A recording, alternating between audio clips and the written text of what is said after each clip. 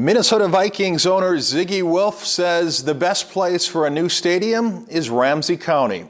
Wilf joined county officials today in Arden Hills to give details of an agreement that could move the Vikings out of downtown Minneapolis after nearly 30 years.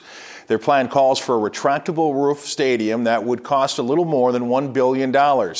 Key money would come from a half-cent countywide sales tax plus $407 million from the Vikings plus state money. The city of Minneapolis has a competing plan, but Wilf says Ramsey County is better than rebuilding on the existing Metrodome site.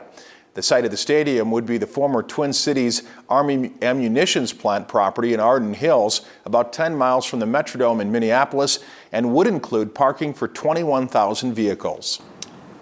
We're going to bring back, as you saw before, the old traditions of tailgating and a full-day experience. This is what our fans want, and this is what everybody loves to experience.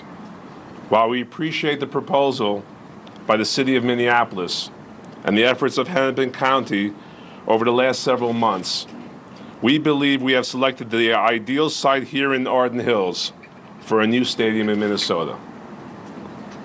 The vision the team and the county have creates a Vikings destination in Arden Hills, a day-long NFL experience for family and friends.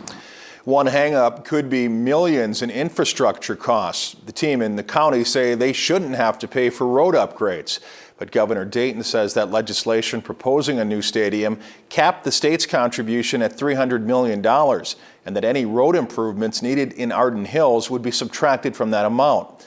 A State Department of Transportation analysis released today showed that building a stadium in Arden Hills without any other surrounding development would require $175 million in road improvements. $75 million goes to transportation, then $125 million would be available to invest in other aspects of the project, as construction or site acquisition, whatever. But that would be the same amount that would be provided, the $300 million for the site in Minneapolis as well. So it's an even-handed commitment on the part of the state, and I support the project at either location up to that amount.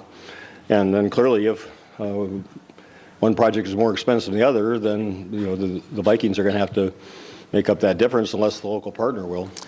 The state's contribution to the stadium would come from surcharges and taxes on the users of the stadium and would not come from the general fund.